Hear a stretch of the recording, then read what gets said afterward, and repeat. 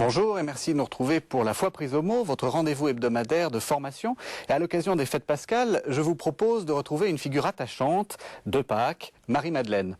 On connaît la scène qui est lue à la messe du jour de Pâques. Au petit matin, une femme en pleurs se penche vers le tombeau vide de Jésus. Un homme qu'elle prend pour le jardinier l'interroge. « Femme, pourquoi pleures-tu? Qui cherches-tu » Et elle de répondre « Seigneur, si c'est toi qui l'as emporté, dis-moi où tu l'as mis et moi je l'enlèverai. » Et lui, ce qui est Jésus, lui dit « Marie ». Se retournant, elle lui dit en hébreu « Rabouni ». Alors, qui est cette femme qui reconnaît le Christ ressuscité, qui l'appelle par son nom? Est-elle une pécheresse? Pourquoi est-elle une sainte aussi populaire? Voici les questions que nous avons évoquées avec le père Éric Thomas Massé. Bonjour. Bonjour. Vous êtes dominicain et en fait, on l'a entendu à votre voix, on vous connaît, vous êtes la voix de France Culture, la voix qui présente la messe sur France Culture. Ce n'est pas la voix de toute France Culture, mais uniquement la messe vous êtes la voix de la messe du dimanche matin. Voilà. Et Patrice Cavelier, bonjour. Bonjour. Vous êtes diacre de Paris. Alors voilà, j'ai parlé de Marie-Madeleine, j'ai commencé à parler d'une Noli Me Tangere, donc de la fin de l'histoire. On va remonter un petit peu. Mais avant qu'on commence, la question que j'ai envie de vous poser à tous les deux, c'est est-ce qu'il y en a une ou est-ce qu'il y en a trois? Parce que ça pose on sait pas très bien. On peut peut-être essayer d'abord de dire quels sont ces trois, oui, pour commencer. Et on peut peut-être aussi dire que c'est la tradition qui a essayé de les unir, ces trois femmes qui sont, de mon point de vue, trois femmes assez uniques. On y reviendra. Il y a Marie de Béthanie, qui est la sœur de Lazare et la sœur de Marthe. Il y a ensuite Marie de Magdala, c'est celle dont Jésus a expulsé les 7 démons. On dira peut-être quelques mots de ces 7 démons, si on peut, tout à l'heure avec le Père. Et puis il y a cette fameuse pécheresse anonyme que l'on retrouve dans le banquet donné par Simon en Saint-Luc. Voilà. Donc en fin de compte, on a à la fois des figures très différentes, par certains côtés, mais très proches par d'autres. Et on s'aperçoit que petit à petit, la tradition a unifié ces trois personnes pour en faire une forme de figure de contemplation qui est donnée, je crois, à toute l'humanité. Peut-être un petit point sur l'histoire. Au IVe siècle, Saint Jean Chrysostome, qui est mort, je crois, au tout début des années 400, distingue, lui, de manière très très ferme, deux femmes. La prostituée d'une part, et de l'autre part une femme qu'il considère comme sainte et admirable, qui est la sœur de Lazare. Voilà. Et puis alors, on a eu dans l'histoire, pour aller très très vite, la chute de l'Empire romain en 476, et on est toujours dans ce processus des invasions barbares, qu'on appelle toujours invasion barbare, mais là on est plus dans une logique, non pas d'affrontement, je dirais, de civilisés et de barbares, mais plus d'affrontements de chrétiens et de à peine chrétiens ou tout juste chrétiens. Et c'est le pape Grégoire le Grand qui va avoir un coup de génie pour mettre en œuvre, j'allais dire, cette figure unique de Marie-Madeleine, comme pour, je dirais, donner une figure de repentance à la chrétienté dans cette Europe qui vit quand même des heures extrêmement difficiles. Donc là, Grégoire le Grand, c'est un coup de génie, et c'est un coup politique aussi qu'il fait pour essayer de donner donc une image d'une Église qui se repent, et en même temps, je crois qu'il donne à l'Église cette figure mystique, en fin de compte, avec Marie-Madeleine. Alors, est-ce que c'est gênant qu'il y ait ce 1, ce 3 qu'est-ce que...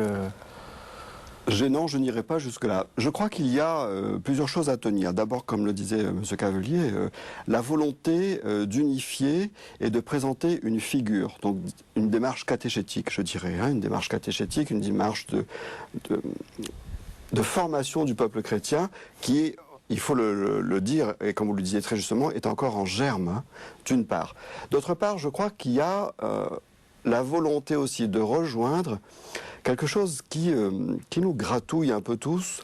Dans l'Évangile, nous avons, qui que nous soyons, horreur des anonymes. Et quand on a un personnage anonyme, notre réflexe, surtout dans l'Église catholique, c'est de lui coller un nom, à tout prix. Comme si cet anonymat nous gênait, nous perturbait, nous mettait mal à l'aise. Et je crois qu'il y a dans une tradition populaire, sans jugement de valeur de ma part, la volonté de coller l'étiquette de Marie de Magdala à ces femmes anonymes, et notamment les femmes qu'on retrouve dans des onctions, donc chez Matthieu, où il y a l'onction chez Simon le lépreux, et chez Luc, plus précisément, l'onction chez Simon le pharisien, où c'est une prostituée qui célèbre le Christ par cette onction et tous ses gestes rituels et embrassants.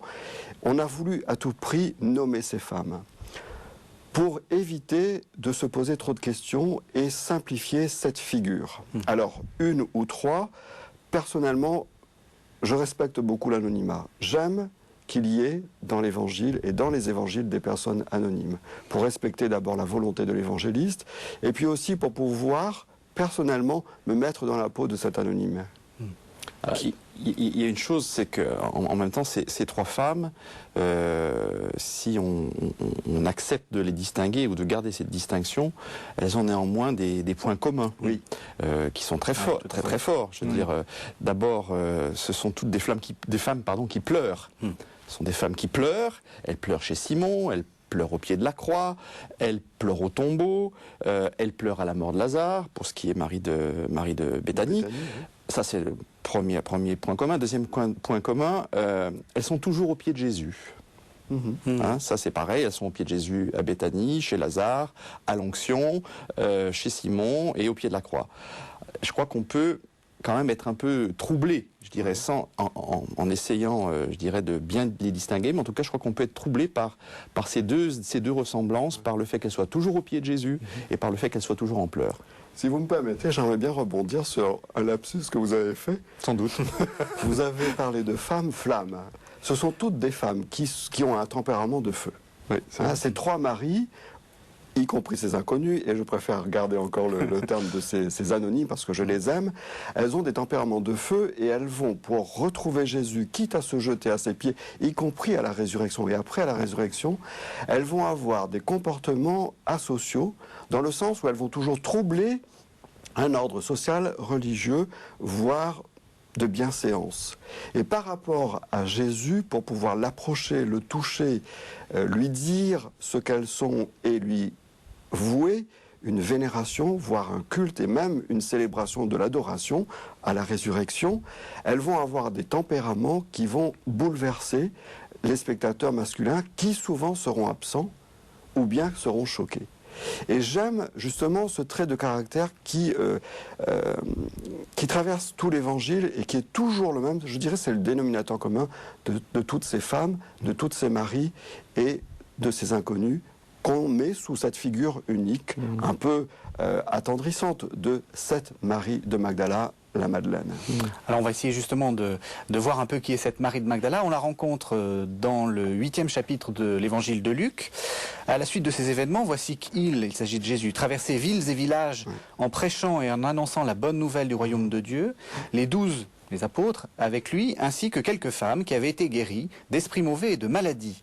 Marie, appelée la Magdaléenne, de qui 7 démons étaient sortis, Jeanne, femme de Chouza, intendant d'Hérode, Suzanne et plusieurs autres qui les assistaient de leurs biens. Alors il y a plusieurs choses intéressantes. Oui. La première, c'est le fait qu'on l'appelle la Magdaléenne. Qu'est-ce que ça veut dire?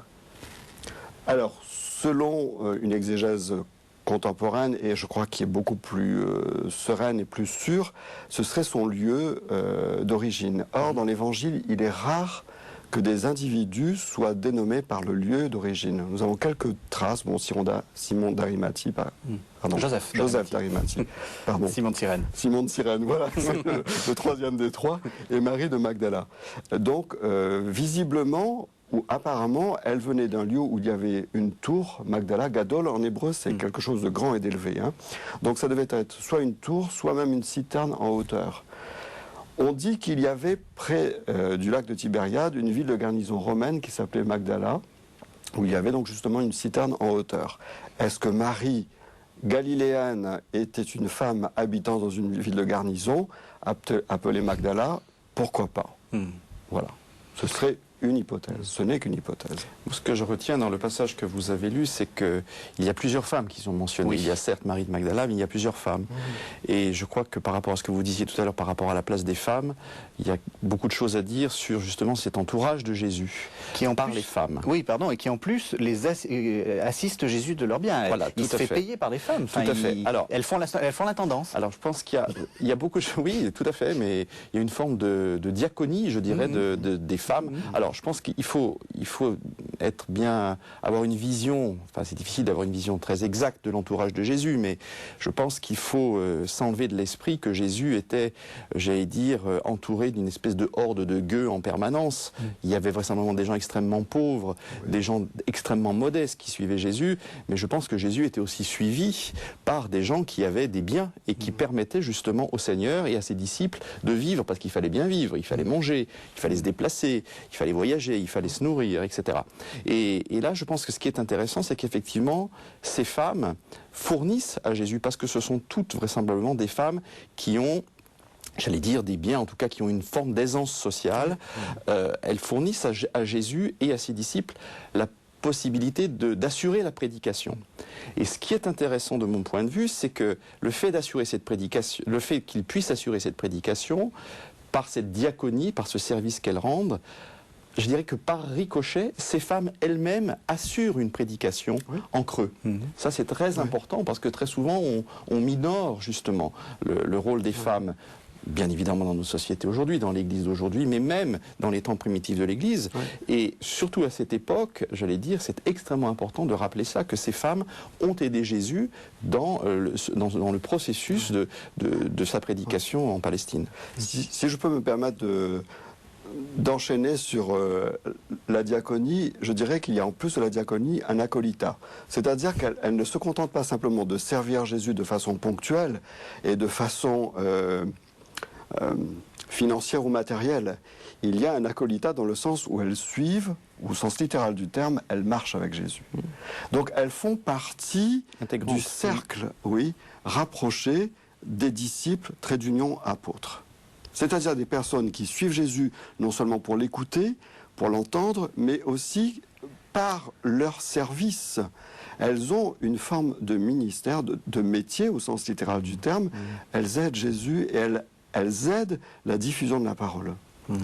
On va le retrouver aussi avec Marie de Magdala après la résurrection, certes.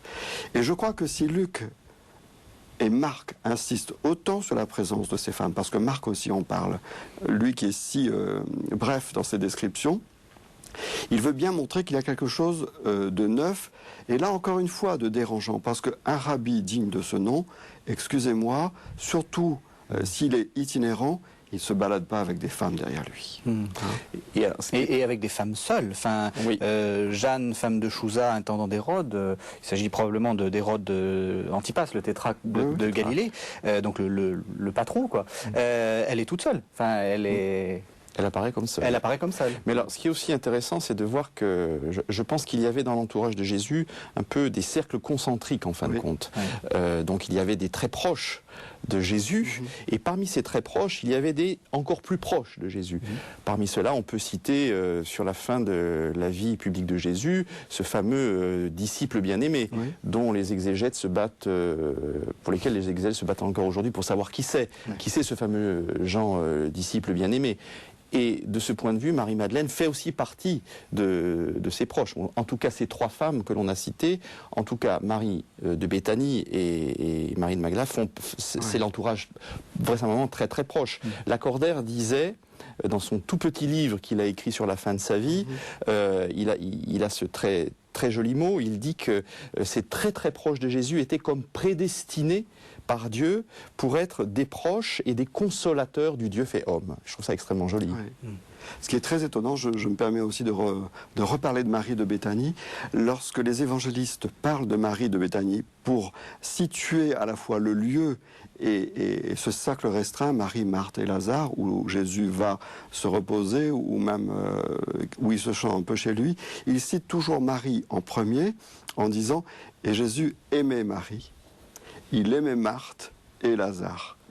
Marie a une espèce de prédominance. Et je trouve ça particulièrement beau que les évangélistes insistent sur cette espèce de dilection, cette préférence que Jésus peut avoir. Oui, le Christ avait des préférés. Et alors, ce qui est aussi intéressant, puisqu'on parle des femmes, c'est que on n'a pas parlé de la Vierge Marie pour l'instant, dans l'entourage de Jésus. Alors certes, elle était vraisemblablement dans l'entourage de son fils, je ne sais pas trop comment, mais en tout cas, pour moi, Marie-Madeleine est vraiment la première dans l'entourage de Jésus. Pourquoi? Parce que la Vierge Marie occupe une place tellement à part, je dirais, dans l'histoire du salut. Il ne faut quand même pas oublier que c'est l'Immaculée Conception. Je dirais pas... Allez, je vais oser. C'est pas une femme comme les autres quand même, hein, la Vierge Marie. Voilà. Elle est bien évidemment issue de l'union d'un homme et d'une femme. Donc elle est bien humaine, mais c'est l'Immaculée Conception. Et Marie-Madeleine, pour moi, est vraiment la première figure de la femme qui nous est donnée à contempler, parce que c'est, j'allais dire, entre guillemets, une vraie femme humaine, avec toutes ses faiblesses, j'allais dire, et tout ce qu'elle attend, en fin de compte, de l'amour du Sauveur, en fin de compte. Alors, ces faiblesses, c'est les fameux 7 démons.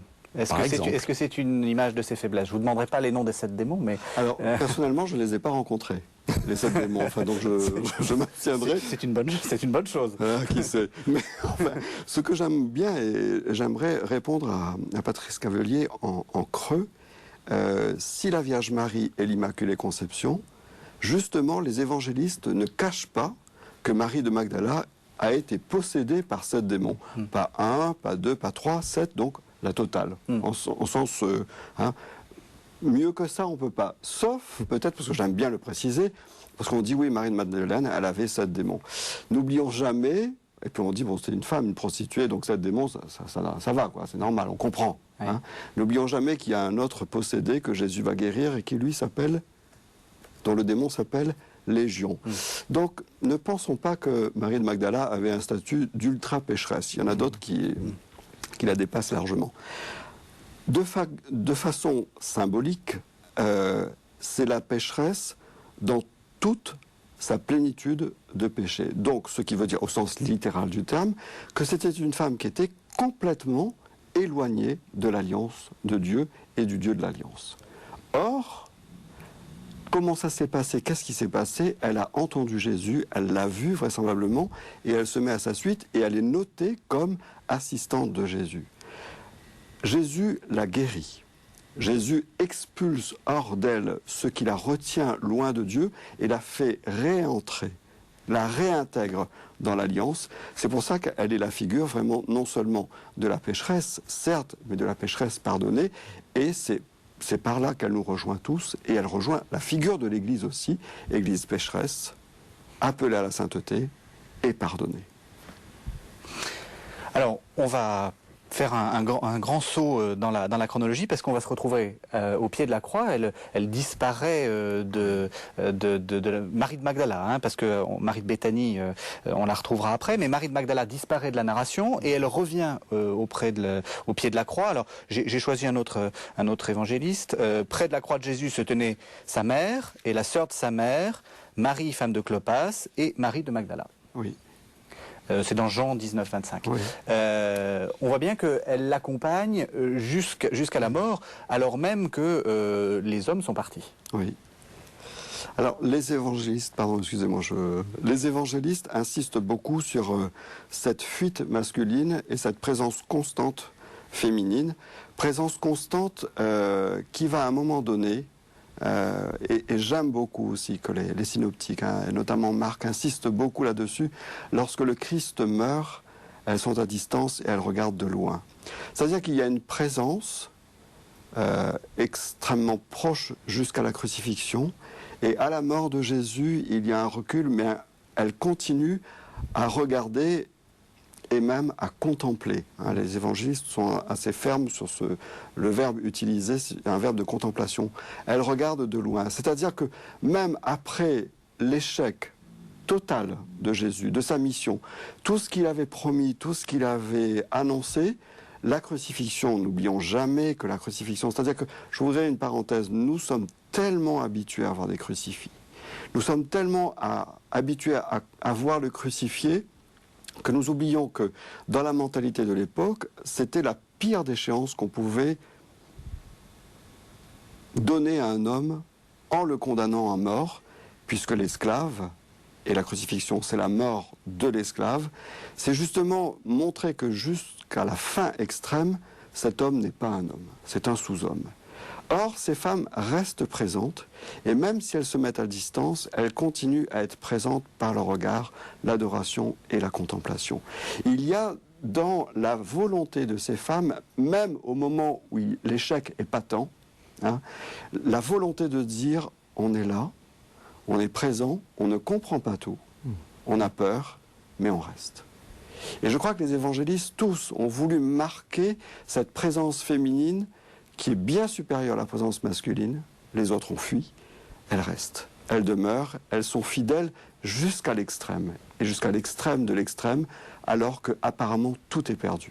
Il y a là pour moi une forme de, quelque chose qui symbolise véritablement la pudeur féminine, justement, dans la contemplation de la souffrance atroce du Seigneur sur la croix et de ce moment où il va rendre l'esprit. Les hommes se sont tous carapatés et les femmes sont là, et comme le dit le Père, effectivement, elles sont là mais très légèrement à distance, c'est-à-dire qu'elles sont là comme pour faire en sorte que le Seigneur en croix puisse encore les voir, et elles sont là en même temps dans un très grand respect, une très grande dignité pour lui dire on est là avec toi, mais un peu comme pour dire ce que tu vis, toi seul peux le vivre, mais on est quand même là dans une forme de communion et véritablement de contemplation de ce qui est en train de se passer, je crois.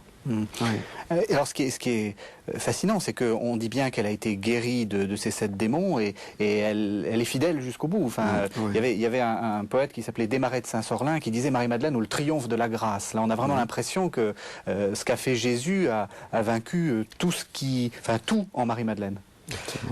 Et encore plus loin, parce que chez Marc, et c'est le seul à le dire, et de façon étonnante, Jésus ressuscité, je vais un petit peu vite parce que je voudrais déjà qu'on arrive à la résurrection, c'est mon urgence pascale. Oui.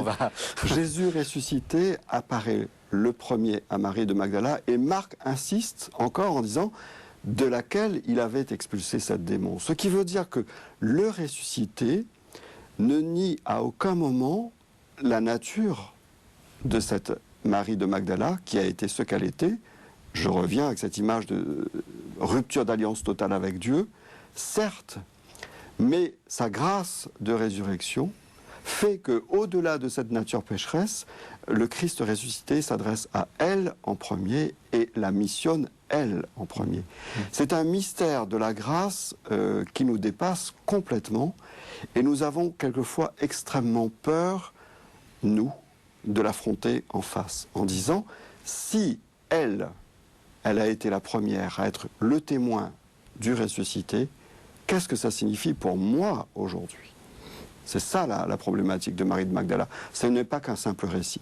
C'est un évangile, c'est vraiment une bonne nouvelle. Pour moi, aujourd'hui.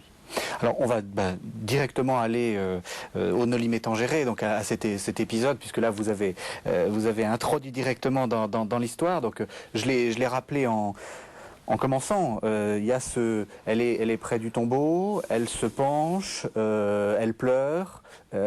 Jésus la voit, l'appelle par son nom, elle le reconnaît. Alors qu'est-ce qu'on peut dire de ce texte qui est très beau, qui est magnifique? Déjà, je crois que, comme le Père le disait tout à l'heure, il faut se remettre, on a tellement l'habitude de voir des crucifix, je crois qu'il faut se remettre dans cette disposition d'esprit des femmes particulièrement qui ont assisté jusqu'au bout à l'agonie du Seigneur, à sa mort, à sa descente de croix et sa mise au tombeau.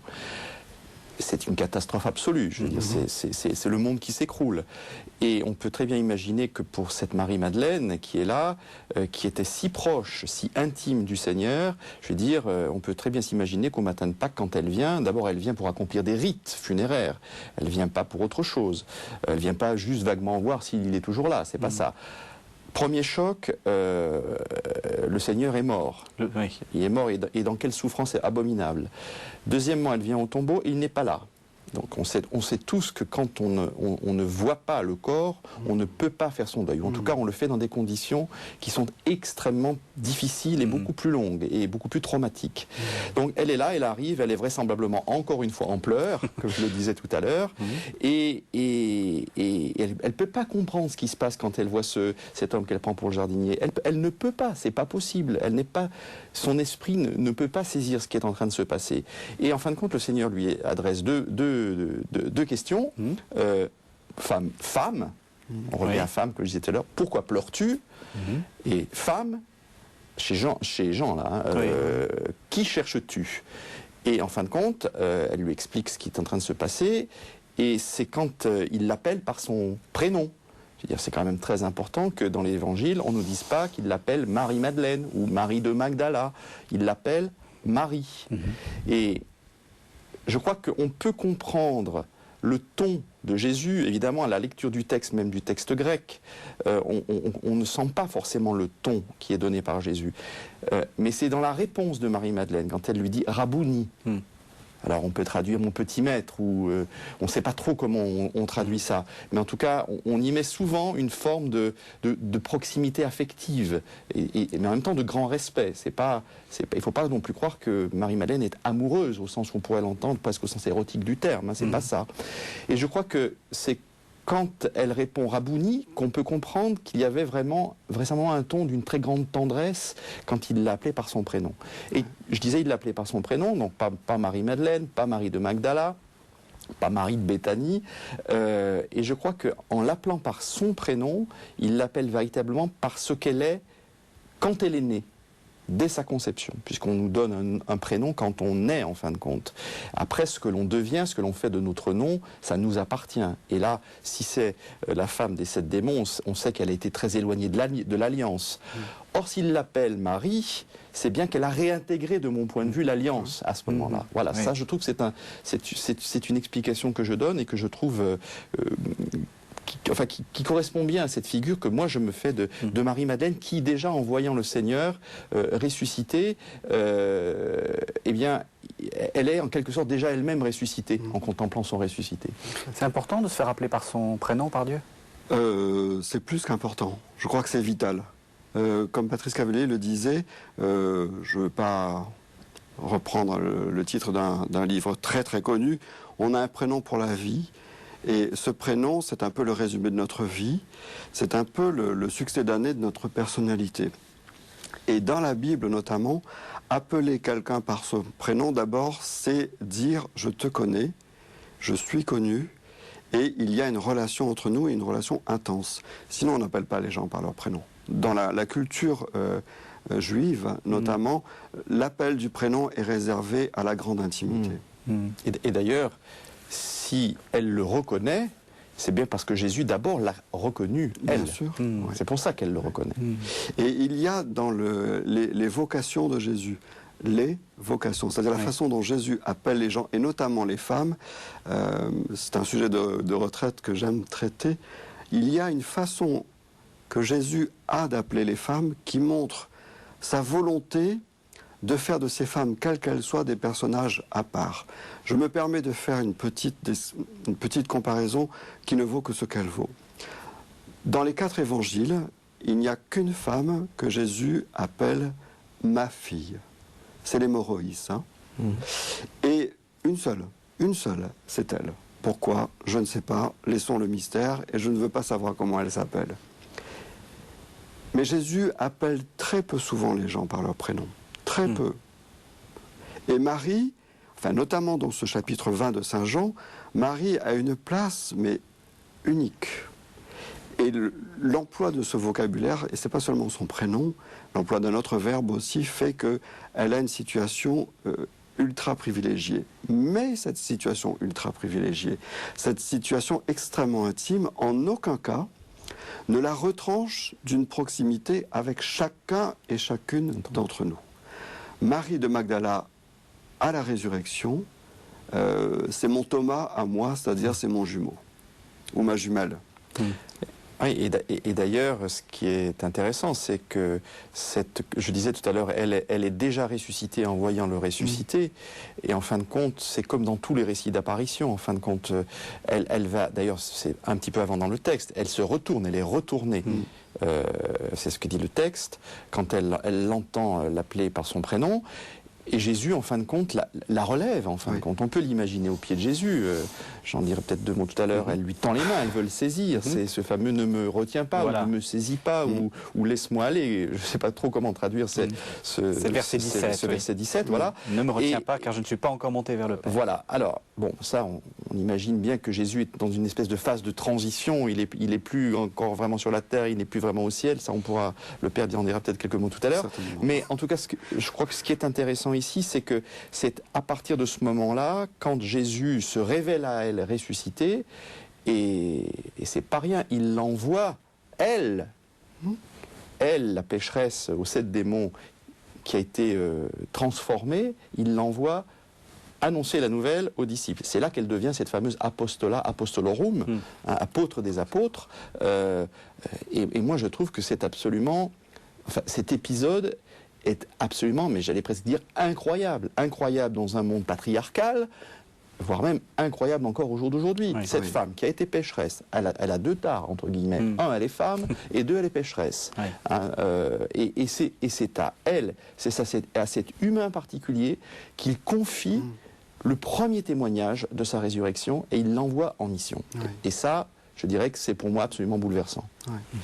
Si vous me permettez, je rajouterai une 3e tare.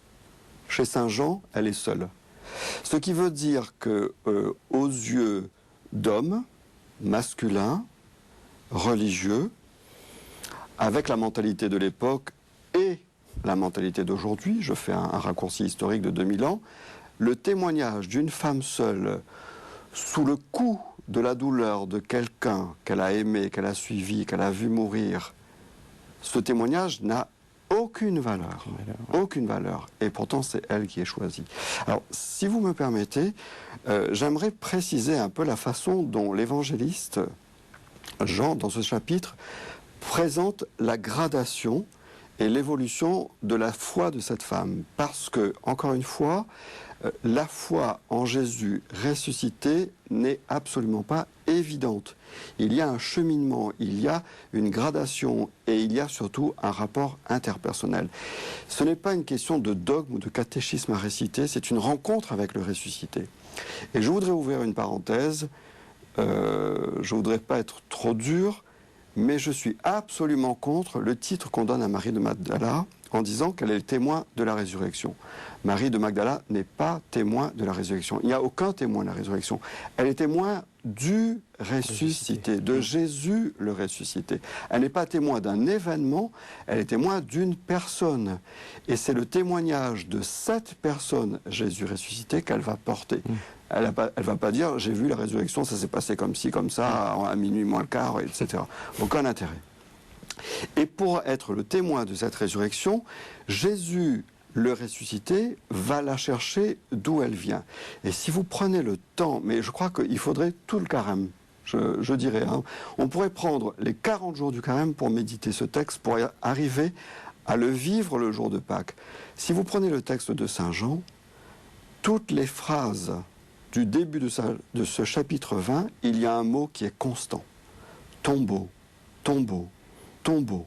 Marie de Magdala ne vient pas au petit jour. Elle vient, regardez le texte, elle vient et c'était encore les ténèbres. C'est pas la nuit. Marie est dans les ténèbres.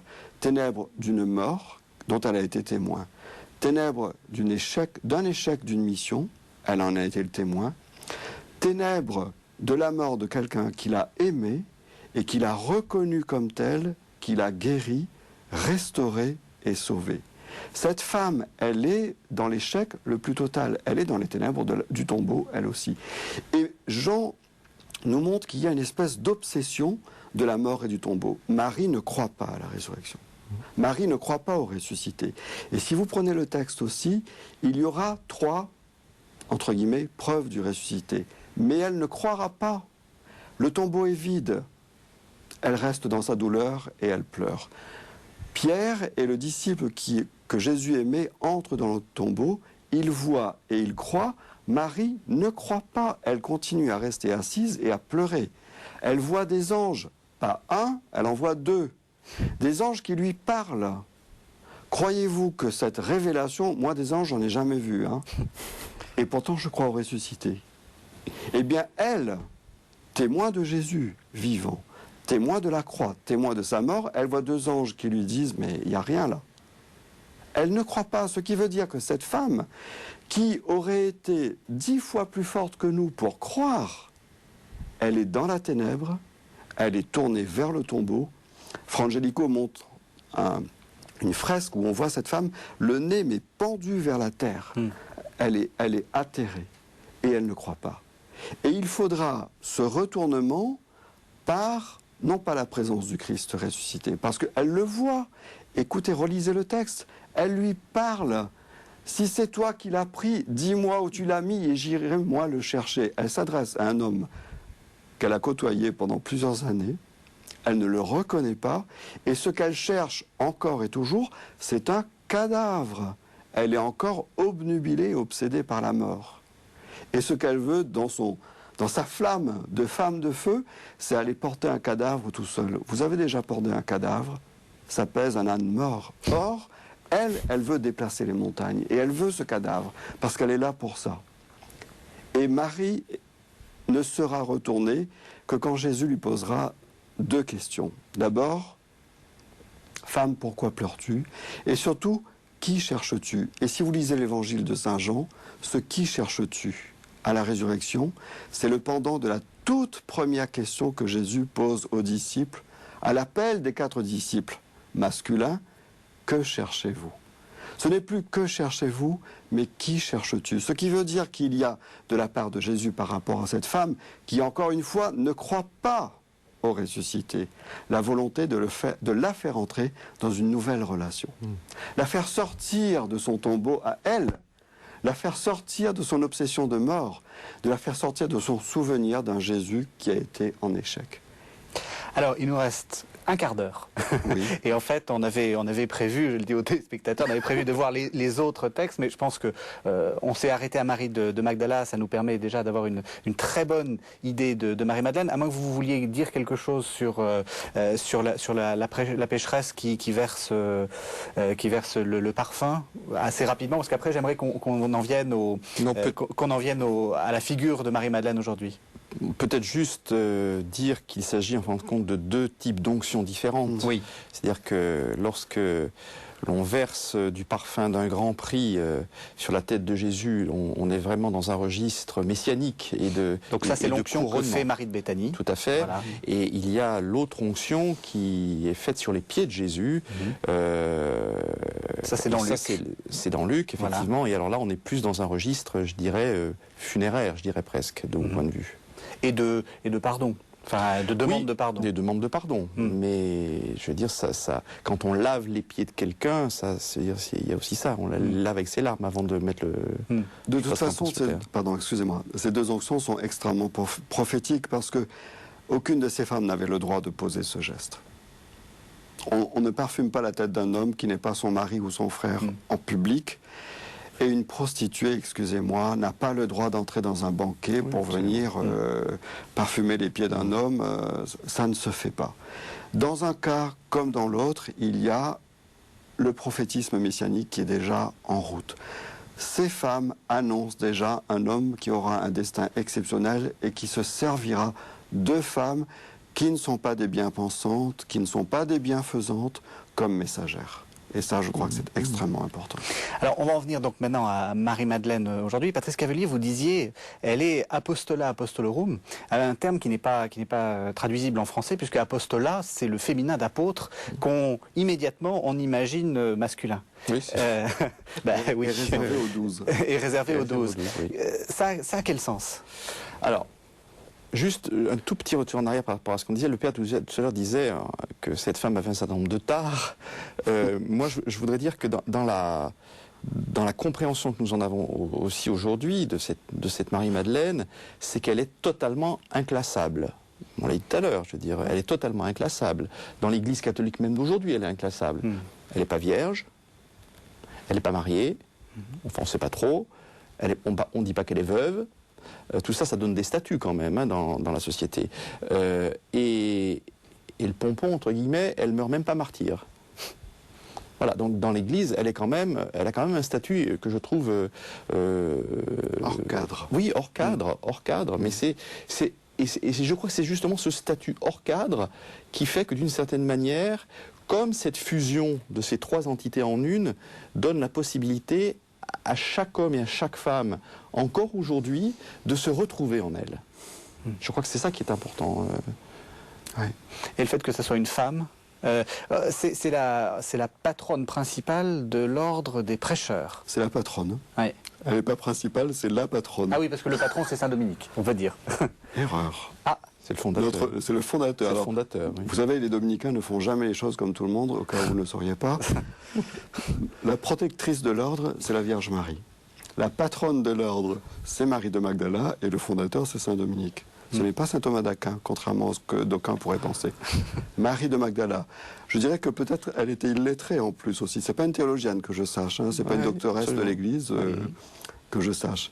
Elle est inclassable. Et pourtant, c'est notre patronne parce que, si vous permettez, je voudrais revenir sur la dernière phrase que Jésus lui dit avant de l'envoyer en mission. Apostolat, c'est être envoyé en mission. Le Christ lui dit, le ressuscité lui dit, ne me retiens pas. En d'autres termes, ne fais pas de moi l'image du passé que tu as connu. Parce que la mission du Christ, elle ne s'arrête pas à simplement ressusciter. Je développe. La mission du Christ, c'est la glorification. Et l'achèvement de cette glorification, c'est que le Christ monte vers le Père, qui est son Père et notre Père, qui est son Dieu et notre Dieu. C'est-à-dire qu'il faut qu'il parachève cet élan de vie, la résurrection, pour être dans la gloire du Père, où il nous attend, où nous avons notre place. Et c'est ça la mission de Marie de Magdala. C'est pas simplement j'ai vu le ressuscité, j'ai vu le Christ ressuscité et il m'a dit de vous dire cela.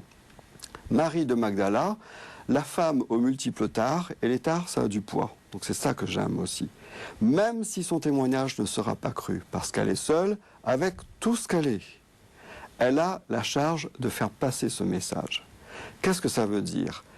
Elle nous dit, et je reviendrai peut-être sur cette idée-là, que si elle a été choisie par le Christ ressuscité pour être témoin du ressuscité d'une part, puis pour être ministre de cette parole de glorification du Christ, qui est aussi notre gloire à nous, hein, la gloire à laquelle nous sommes prédestinés, comme le dira saint Paul dans l'Épître aux Romains.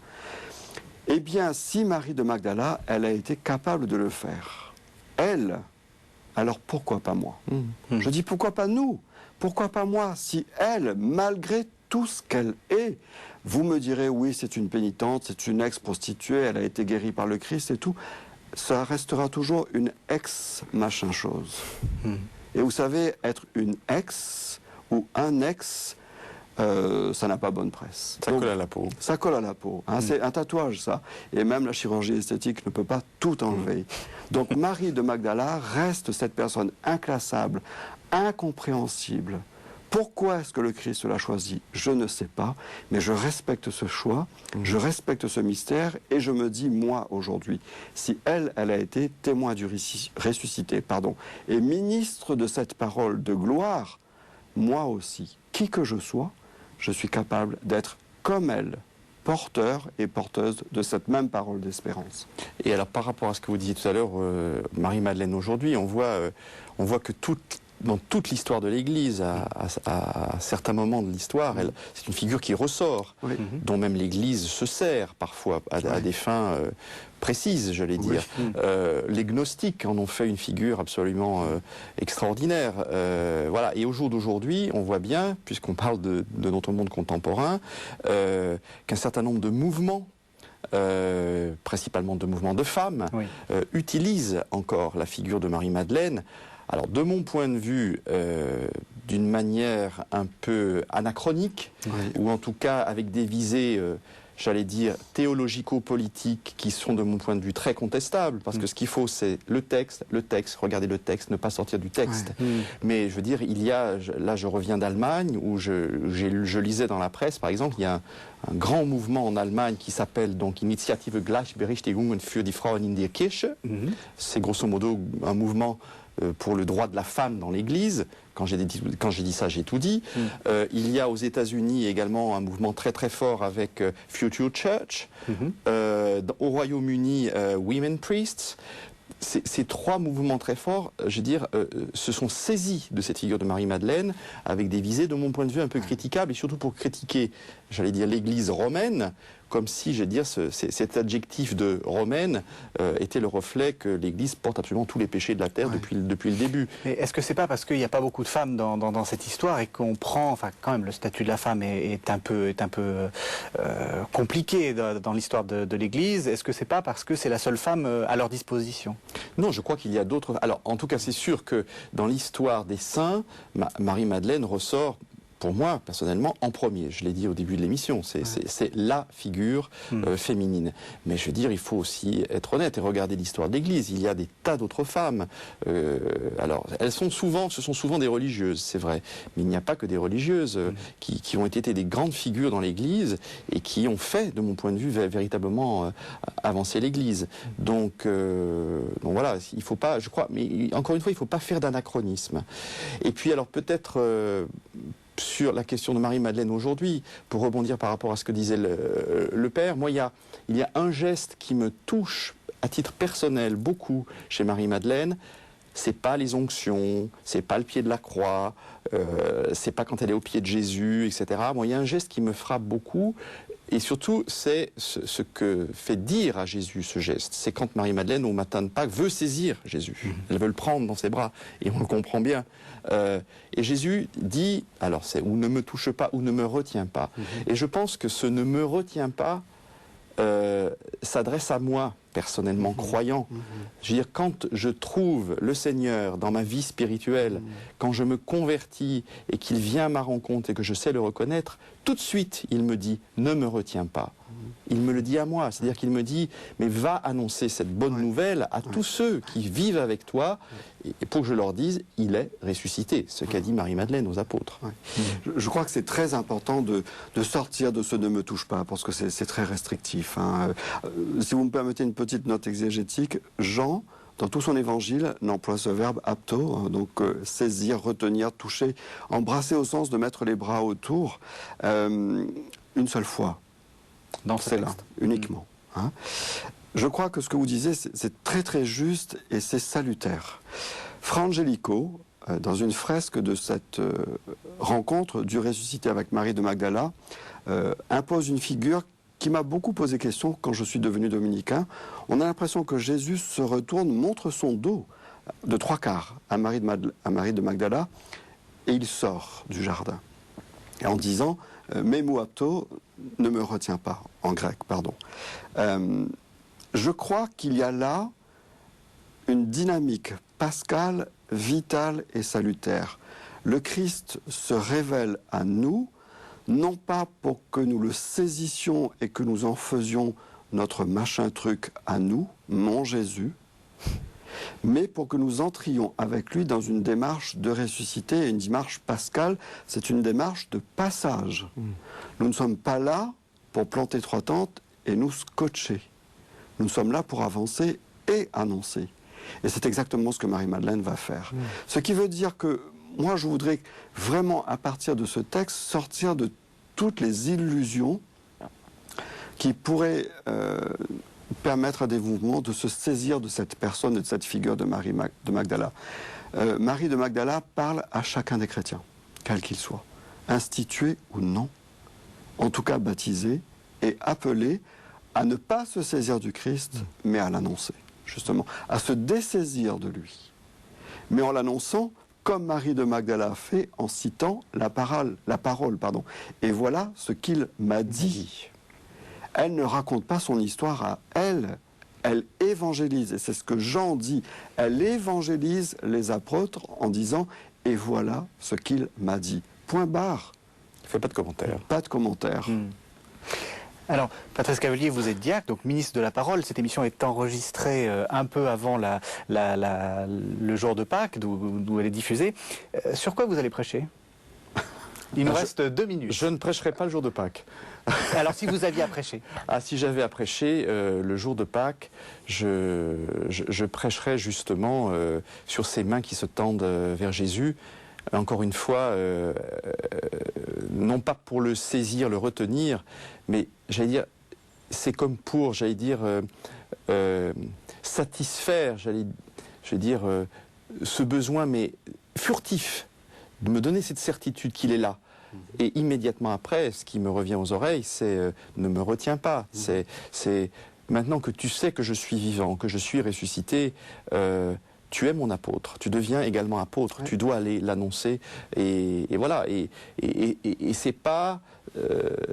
je le sais, il est ressuscité et je dois le partager. Ce n'est pas quelque chose... C'est une trop bonne nouvelle pour la garder pour soi. Il faut bien l'annoncer, j'allais dire, à tous ceux qui nous entourent et au-delà de ceux qui nous entourent. Même question, mais vous avez 30 secondes. 30 secondes, le retournement à l'appel d'un prénom. Lorsque le Christ m'appelle, il m'appelle par ce qu'il y a de plus intime à moi-même, mon prénom. Pas un titre, pas une référence, pas une qualité morale. Mon prénom, c'est-à-dire tout ce que je suis et seulement ce que je suis. Merci donc à tous les deux. Alors, on n'a pas eu le temps de faire le parcours complet. Vous voyez défiler sur votre écran un titre de Pierre de Bérulle, l'élévation de Sainte Marie-Madeleine, qui est paru en collection Foi vivante. Il y aurait beaucoup de choses à dire sur Bérulle. Enfin, il y aurait juste quelques secondes pour parler de Bérulle. Bérulle a fait donc une sorte de grande élévation, c'est-à-dire une grande méditation sur Marie-Madeleine après sa rencontre avec le Christ ressuscité. Et ça nous rappelle que la légende raconte que Marie-Madeleine, après ce Noli me tangere, a eu une autre vie qui l'a conduit peut-être à Vézelay ou peut-être à la Sainte-Baume. Merci de nous avoir suivis. Joyeuse Pâques. Merci de nous avoir suivis. Et on se retrouve donc la semaine prochaine pour un nouveau numéro de La Foi prise au mot. Merci.